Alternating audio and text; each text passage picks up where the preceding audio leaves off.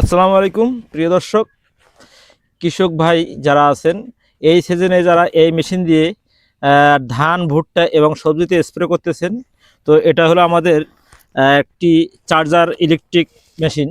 তো এই মেশিনগুলো ব্যবহার করতে করতে এক সময় এই পাইপ দিয়ে পানি আসে না। তো পানি না আসার কারণে অনেকের আছে মেশিন খোলাখুলি করে নষ্ট করে ফেলেন এবং সর্বশেষ দেখা গেল যে আপনারা এই মেশিনটি আর ব্যবহারই করেন না। তো এই মেশিনগুলো নষ্ট হওয়ার কিছু কারণ আছে, যে এখানে যখন আপনারা পানি ঢালেন তখন ময়লা পানি যদি ঢালেন অবশ্যই এই নেটটি ব্যবহার করবেন এবং নেট ব্যবহার করার পরেও কিন্তু কিছু কিছু বলবেন খোলার পরে এখানে ভেতরে কিছু জিনিস আছে, সেখানে অবশ্যই ওয়াশ করতে হবে।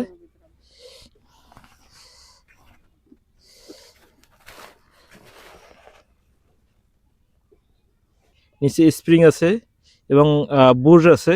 এই বুশগুলো ময়লা হয়, আপনাদেরকে অবশ্যই আমরা দেখাবো। আমাদের এই মেশিনটি কিন্তু নষ্ট হয় নাই, তবুও আপনাদেরকে আমরা ভিডিও দেখানোর উদ্দেশ্যে এই মেশিনটি খুলতেছি, শুধু আপনারা যাতে ভুক্তভোগী হন না বা আপনারা যাতে হয়রানি হন না। অনেক সময় তোলার পর দেখেন এই জায়গাটাতে ময়লা আগে থেকে এবং অলরেডি কিছু ময়লা আছে, এটা আমরা এখন আপনাদেরকে দেখাবো। এরকম এটা চালু করে দিবেন, দেওয়ার পরে এভাবে পানি ঢালবেন।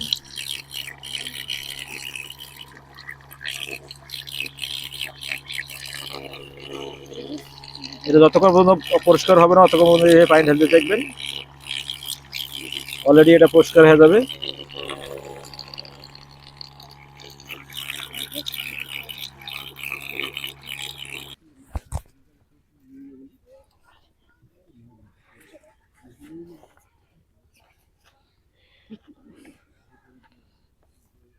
অবশ্যই সতর্কভাবে এটা বসাইতে হবে এবং প্রত্যেকটা জিনিস মিল মতন বসাতে হবে।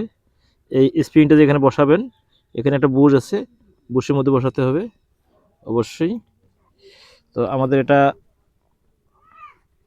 ঘাটে ঘাটে পুরোটাই আমরা বসিয়ে নেব। তারপর এই বুশটা যেখান থেকে আমরা তুলে নিলাম সেই বুশটা এখানে বসে দেবো।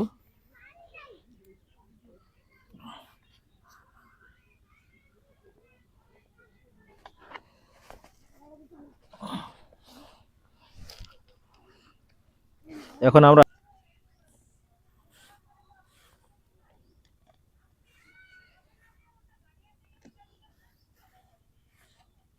এবং প্রতি মাসে একবার করে চার্জ দিবেন।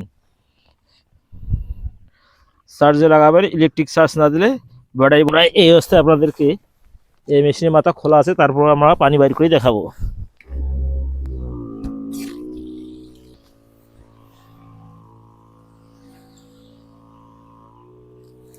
যখনই আপনি এটা পরিষ্কার করবেন তখনই আপনার মেশিনের স্পিড হাই স্পিড বাড়িয়ে যাবে। তো প্রিয় দর্শক, অবশ্যই আপনারা আমাদের এই কাজটি যদি ভালো লাগে আপনাদের বন্ধুর কাছে আমাদের ভিডিওটি বেশি বেশি করে শেয়ার করবেন এবং লাইক করতে ভুলবেন না। আমাদের চ্যানেলটি সাবস্ক্রাইব করবেন। আপনাদেরকে ভিডিও দেখার জন্য অসংখ্য ধন্যবাদ। ভালো থাকুন, সুস্থ থাকুন, খোদা হাফেজ। আসসালামু আলাইকুম ওয়া রাহমাতুল্লাহি ওয়া বারাকাতুহু।